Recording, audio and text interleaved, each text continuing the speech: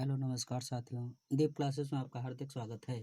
आज मैं आपको प्रकाश के अपवर्तन चैप्टर का कुछ न्यूमेरिकल आपको सामने प्रस्तुत कर रहा हूं।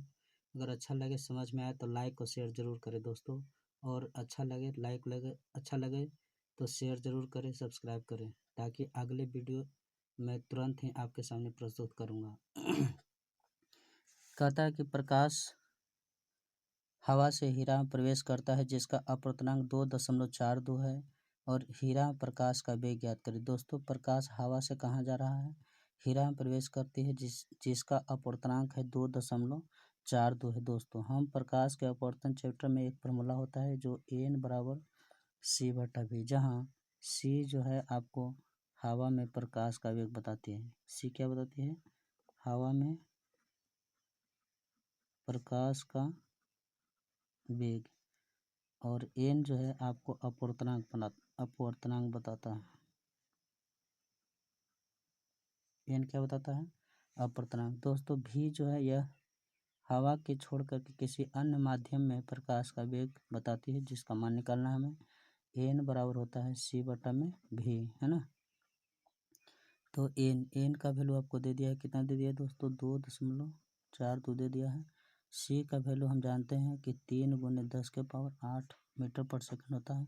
और v का मान ज्ञात करना है। दोस्तों, यदि आपको प्रश्न में हवा में प्रकाश का वेग न भी दिया रहे तो मान लिया जाता है कि हवा में प्रकाश का वेग 3 × 10⁸ मीटर पर सेकंड होता है।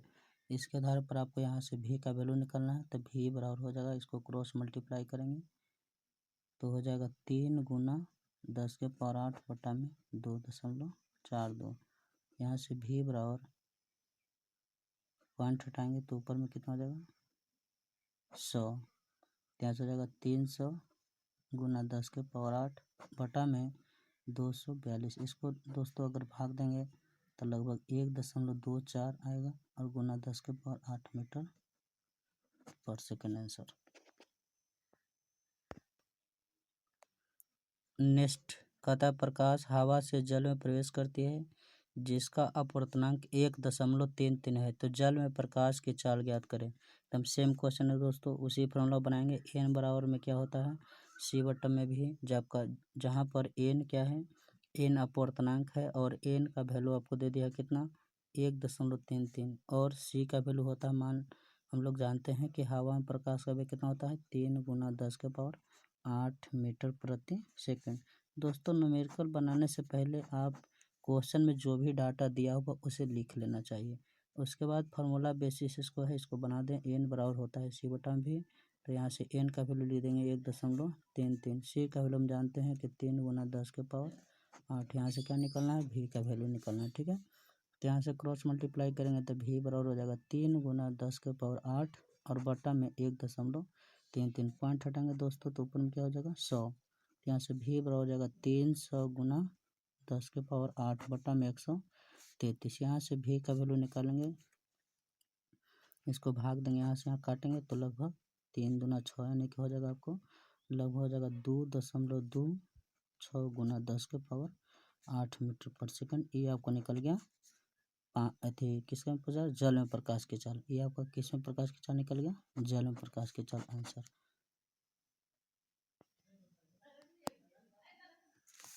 हेलो दोस्तों, अब नेक्स्ट क्वेश्चन कहता है कि 20 सेंटीमीटर गहरा एक तालाब जल से भरा है।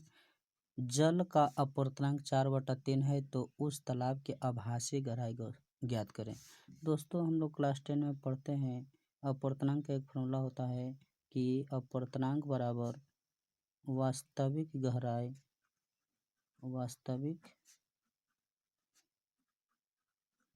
बटा आभासी गहराई।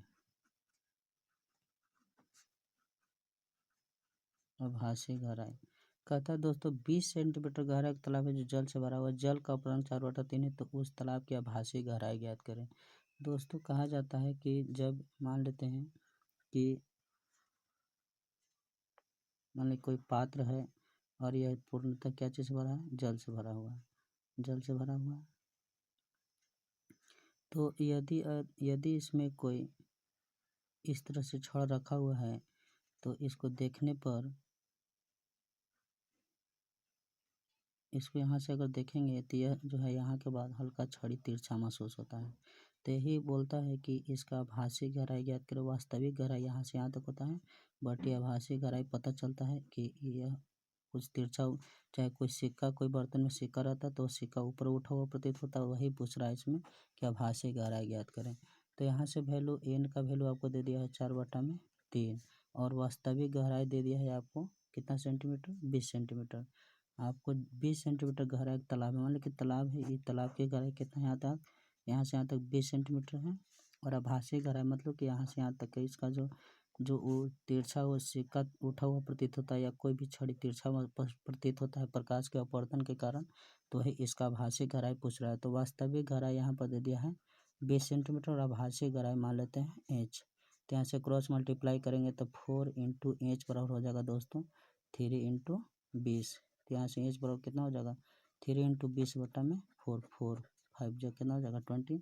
यहाँ से आपको निकालेगा 5 दिया 15 सेंटीमीटर। दोस्तों इस तालाब की आभासी गहराई कितना पता चलेगा 15 सेंटीमीटर। हेलो दोस्तों, अगला क्वेश्चन देखते हैं। कांच का अपवर्तनांक 1.6 तथा हीरा का अपवर्तनांक 2.4 है। तो कहता है कि कांच के सापेक्ष हीरा का अपवर्तनांक ज्ञात करें। दोस्तों इसमें थोड़ा सा समझना होगा। मान लेते हैं कि एक प्रकाश की किरण हवा से कांच में प्रवेश करती है। हवा से किस में प्रवेश करती है, कांच में प्रवेश करती है। दोस्तों यह सीधा ना जा करके देखिए, यह विरल माध्यम से सघन माध्यम में जा रहा है, इसीलिए प्रकाश की किरण किधर मुड़ जाएगा, अभिलंब की ओर। तो यहाँ पर अगर देखा जाए तो कांच का अपवर्तनांक 1.6 दे दिया है।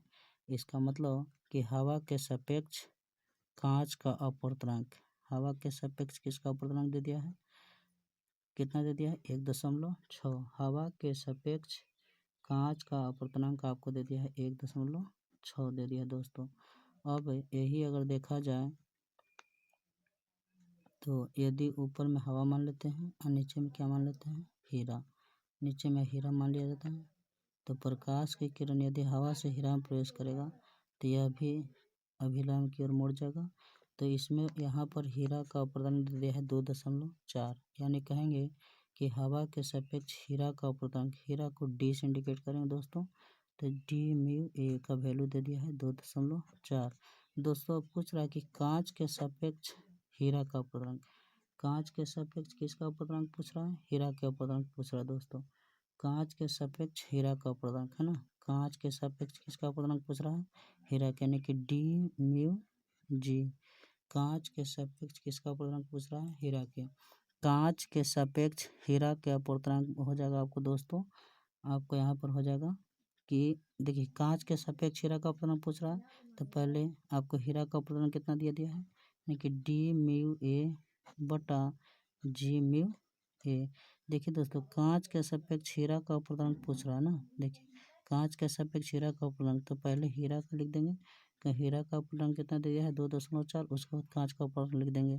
तो यहाँ से अगर निकालेंगे तो हीरा का अपवर्तनांक कितना दे दिया है 2.4 और कांच का अपवर्तनांक दे दिया है 1.6।